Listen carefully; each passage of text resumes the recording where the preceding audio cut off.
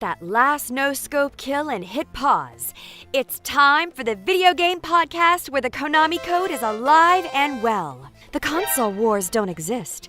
Rings are just as valuable as coins. Pots are not safe from swords. Giant robots kick ass. And fireballs are a perfectly acceptable weapon in a fist fight. That's right, it's time for the Super Gamer Bros Podcast Ultra Hyper Alpha Super EX Double Impact Plus A Live. Settle in and let's get to gaming. Hey everyone, welcome to this new episode of Super Gamer Bros. I am one of your fun, lovely gamers, Slayton. You can find me on Xbox. My usual cohort, Cynic, is still on summer vacation. I'm kind of jealous of him, but he'll be back with us soon. I'm also joined by my brother gamer, El Guapo. Okay,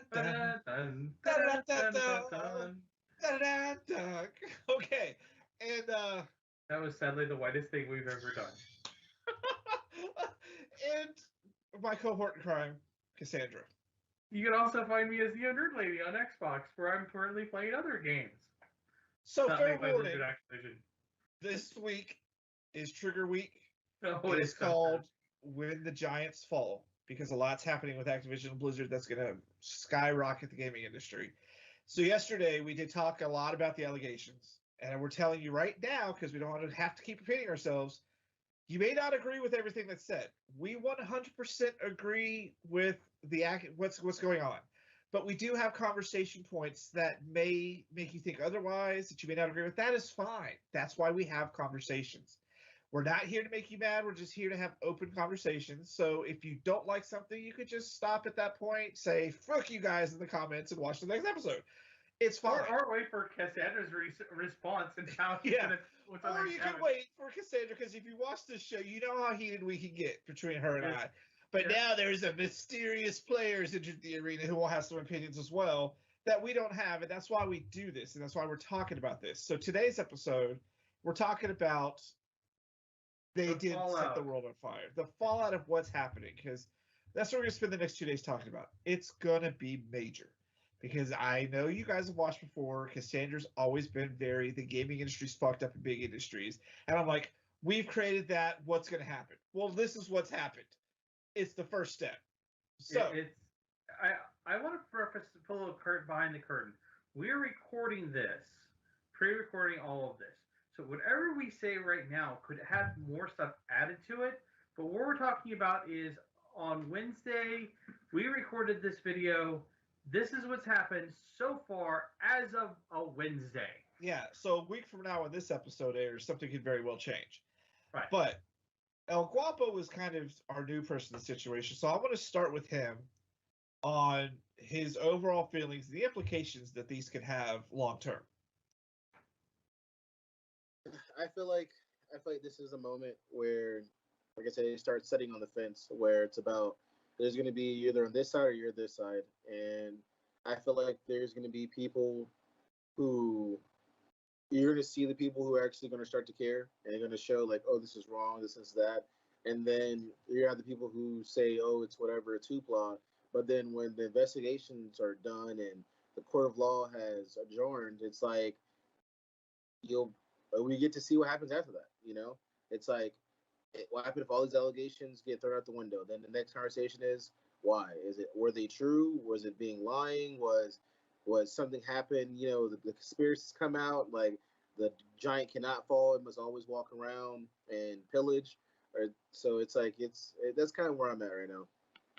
And I understand where you come from that point because you've dealt with this kind of stuff being in the military more than Cassandra and I have. I mean, we read about it.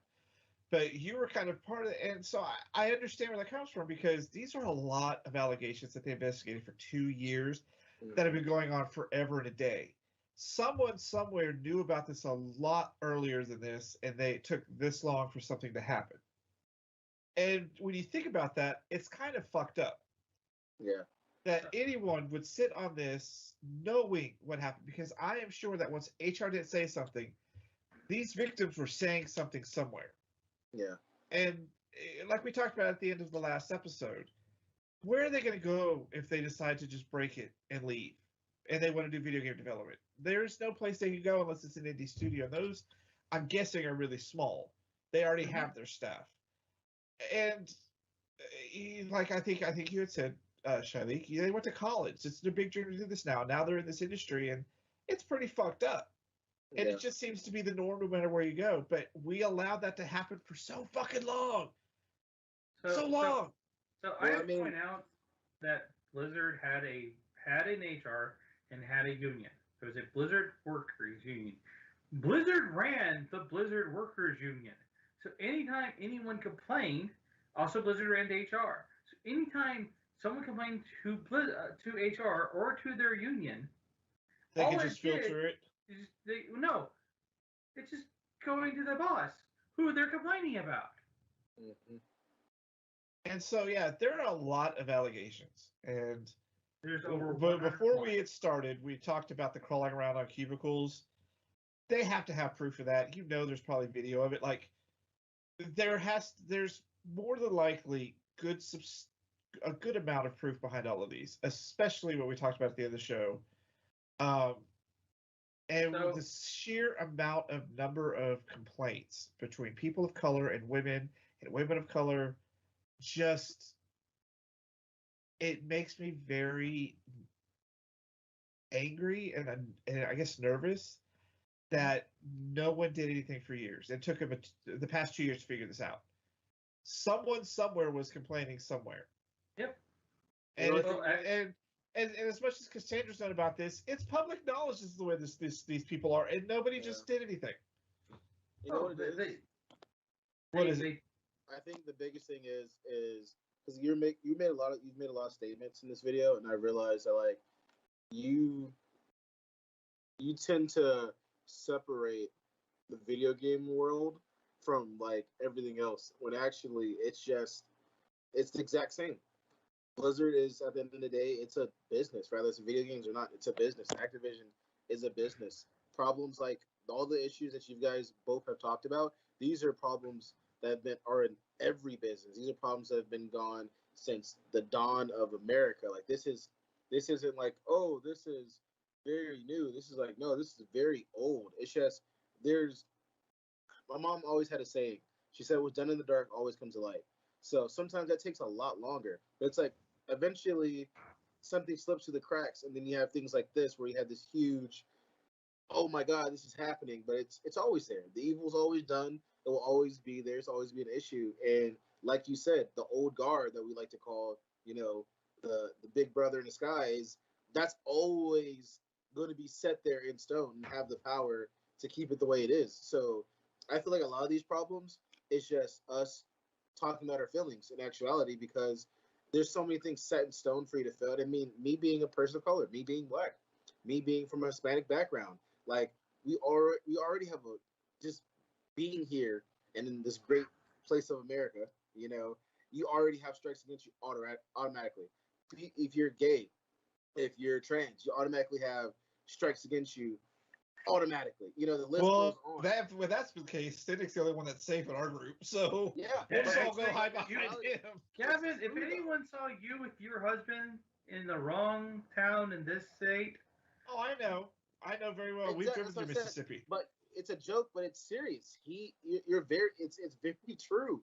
Cynic is, middle-aged white male. Like he's safe, like, for the most part. So yeah. It's just like, well, I agree with what you say. I don't think it's just a video game industry thing. I know it's more widespread, but there's a weird frat boy mentality in the video game industry that you're not going to find at like a realtor's office or Burger King or a library. There. No, it's there. It's not like this. It's a very different way. No, the law groups have some as bad frat community. Because they're lawyers. Yeah, but they come from frats. Places like the automotive industry are super frat. Your last name and the school you went to determines where you start in a company. And I'll give you a hint, it's never on the assembly line. Yeah, so no, I don't think it's just a video game thing. I think the video game industry is a weird version of it. I didn't mean to say that. I just meant to say, like, you hold the video game industry to a certain standard because of where it started. The love for it you have for the video game. So you try to hold it to a higher standard. To me, I'm like, no, it fits in with everything else because it's a business.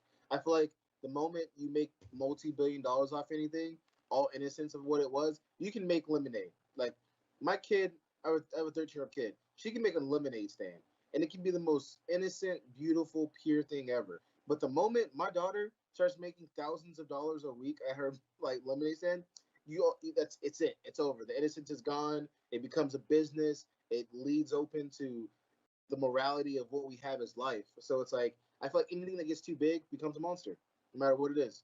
Shalik, I don't know why, but I just saw this black market lemonade stand group. She's got some enforcers with a baseball bat. It'd be a shame if something happened to your table. But it's true. No, he would be the enforcer back there with his bat, and I'd have to go help him with like a spiked bat or something. When there's you money want some to be lemonade? made, when there's money to be made, there's always going to be competition, no matter what it is. That's like think about gaming, right? Esports gaming. Esports gaming was a bunch of nerds who played, and then you won like 10 grand, and it was a big thing. Now you have people winning millions of dollars. So now you have people cheating and aimbots. Like it's because when there's money to be made, everyone's going to do whatever it takes, whether it's moral or immoral. It's going to happen. That's always how it's going to be. I always make the statement that if you get more than 3 people together, something gets political. Exactly, it's very true. Why? We can all get together, and we can political or not. We still just handle things. No, but I'm just saying, like although I do agree with you, but it's different when you have a bunch of men together, a bunch of women together. Yeah. And I think that's the problem. The men are all together running this, and they're doing what they want to do. And I think that's how we got to this point. As a person who's dealt with a bunch of the GLBT community, no, gender has nothing to do with it. It's just one person has to have more ambition than the rest of the room. I've had different experiences, but that's a whole other conversation right there. So we should fall out from this, or as you said, yes, they did want to set the world on fire. Okay, first of all, how are my WoW players handling this? I know you and Cassandra, you and Courtney play a lot. No, I haven't played since Pandaria. Okay, I know Courtney lives in Warcraft. How is the Warcraft community handling this? Do we know? Okay, I cannot speak for our other 2 WoW players because we have Jill and Harley. I cannot speak for them. So whatever I say is based off of 2 guilds that I pay attention to. I just want to preface this. They are mass exiting this game. Mass exodus. In fact, Blizzard released a chart. You can actually watch the subscription. There's actually a chart where you can watch the player base on WoW, like where it's going on the servers, and you see the day that this headline came out, and you watch the numbers do this, and they just don't start falling. Their numbers are going lower than they did for at a rate that they've never seen, to the point that Blizzard has. Part of the fallout is Blizzard has suspended all development of anything World of Warcraft other than server maintenance. I'm texting Harley to find out how she and Jill are handling, because here's the other thing is they both are game programmers, so it'll be interesting to see what she responds back with. Me personally, I feel I don't know. It's I have a unique, I guess you can call it a unique take on these things, because I feel like sometimes when you try to fight the giant, you knock out the smaller people in the process. Because like we knocked out the camera. Because it's like, okay, you find out, Blizzard does all this bad shit, right? Mm-hmm. And it's like, okay, let's not be a part of this. Let's not play the game. Let's do this stuff, right? But then it's like, what happened about the people? The exact people we're talking about, the people who went through sexual harassment, sexual assault, who worked on these games to get it to where it was. So it's like, I feel like in a way, if you stop playing the game, it's like, what they went through is for literally nothing.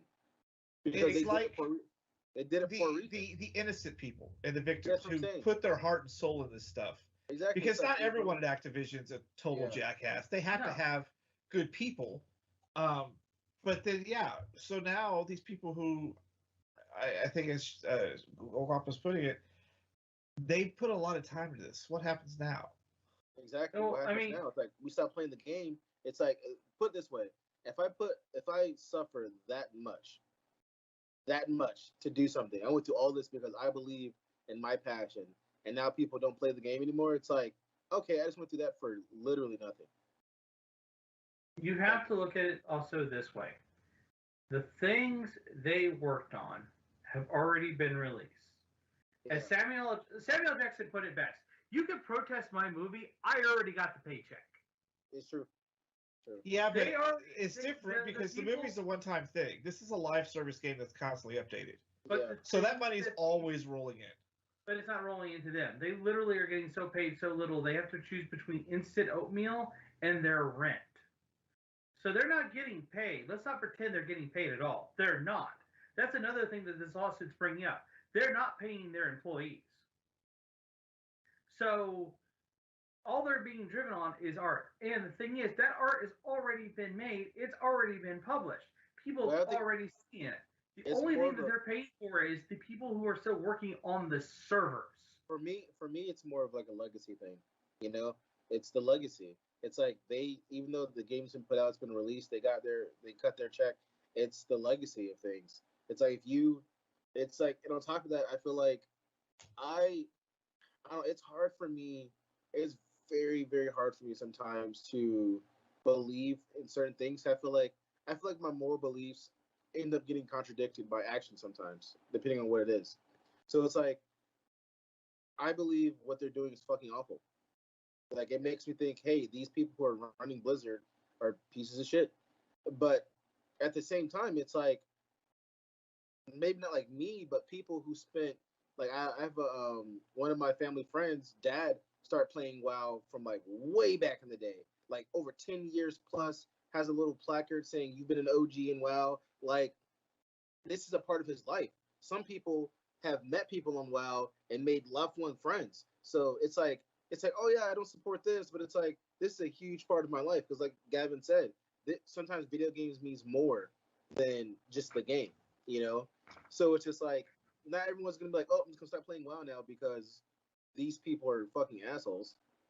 You know what I'm saying? Like, for example, I was in the, like, I'm not gonna shit on anybody's, you know, choice of president, but I particularly didn't like President Trump, and I was in the military while he was in office. So for me, it's just like I got to call a guy who's my boss, and it's illegal to say anything bad against him because he's my commander in chief. But you saw the stuff he did from 2000. When was he in office? 2012. Yeah. 4 years. So he was in 2016. Yeah. So it's like 2016. And I was in the Army at that time. So it's just like, it's one of those things where it's just like, do I just want to be out the military now because this guy is my commander in chief? You know, your morality can only get so far of action sometimes, and then it starts to contradict. Well, Harley just texted me. They've been really busy with Sherwood Forest, which they haven't been playing a lot, but she's like, they're not playing it at all now. They don't know what they're going to do. They're just walking away from it for a bit to see how everything plays out, I guess. So some people put their life into it. Money, hundreds and thousands. Well, this would be like, because Bungie used to be sponsored by Activision, and they had to release a statement since they split a long time ago. But could you imagine, Guapo, like, what I do if this happened in Destiny? What would I play? Like, for real. Exactly. I've invested years and money, and no, Cassandra, you're wrong. They don't just make it a walkaway server. No, they're constantly developing for that game the new expansions, the new events. Exactly. These people who made it are constantly on it, so they're still getting paid for all that stuff they make for that game. And then there's people like us. I'm just using me as Destiny since the beta days. I spent so much time and money and collections. I've got Destiny books, ornaments. I've got pops. I've got fucking everything. How would I feel if all of a sudden it was like, well, Bungie's a fucking dumbass? Like, I cannot imagine the WoW players. It's like what's they call it, a existential crisis almost. It's like existential. It's like when you find out your god doesn't exist. You're like, what? Like, well, it's got to be really hard. It's actually very simple community to look at and go, how would people react to this? Is you look at the Harry Potter community. When you're now a writer and the person who made the most beloved thing you have turns out to be a TERF, a homophobe, that's a completely different subject that we've already talked about. And there's definitely two sides of that one. We are not going down that road today. But I Know understand. that he like just promoted like a Nazi. We are not going down that road today. We have talked about it. We have argued about it. We're not going there anymore. But I understand. I understand this aspect of things. Because there are good people who are working on this, and they're going to be affected by this, and people are going to lose their jobs, and they're going to lose their income streams to this game, and it's just. I'm kind of ready for World of Warcraft to implode anyways. Give me some more StarCraft, but I can't even like that anymore. Like so here's the thing. You know that a lot of those artists and people who make those games, they don't get residual money. Yeah, we already established that. We said it's the legacy. I know that, but they're still being paid to work on that game. That is still their job that they put their heart and soul into. And it's sad that this is what's going to happen because of the idiots in charge and the culture that they provided to let people do this stupid shit. So one of the other parts of the Fallout that we literally have. This is why I made this. We're going to hold on to this second part because we're out of time for this episode. Yeah. We're gonna take a break and we're gonna come back and we're gonna talk about more Fallout tomorrow. Like I said, you may not always agree with what we're gonna talk about here because we do sometimes play devil's advocate and we do look at all sorts of aspects of things because we've all had different experiences. These are trigger warnings all week. Just letting you guys know. But come back with us tomorrow as we continue talking about the fallout from this because it's going to be pretty epic. Like we're just barely touching the iceberg of what could be cascading from this because this is not an isolated incident. So thank you guys for watching. Let us know what your thoughts are in the comments. Make sure you like and share, subscribe wherever you're watching it at. And thanks for having fun with us. We'll be back tomorrow to talk about more of Fallout.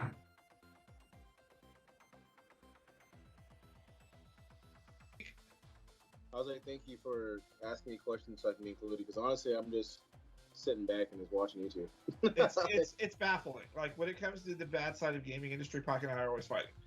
We always fight because I understand, but we've created a world that allows that, and now this is the fallout from it, and this is where it's coming down to. So I feel like you guys are very decisive, and I'm just very on the fence. I guess when you got shit to say, bitch, you better start talking.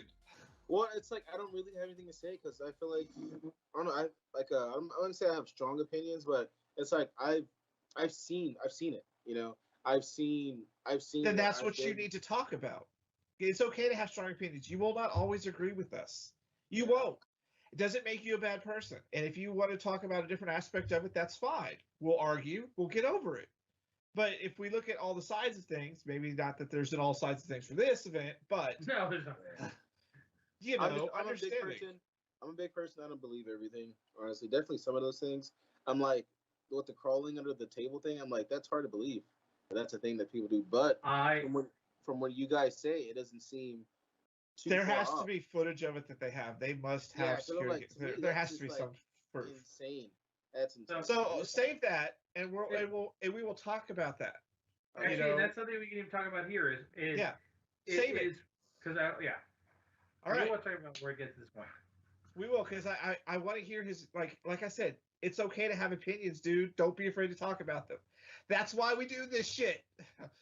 3. Yeah, I don't want to always be devil advocate. That's okay. I'm used to being devil's advocate. You can take that shit over.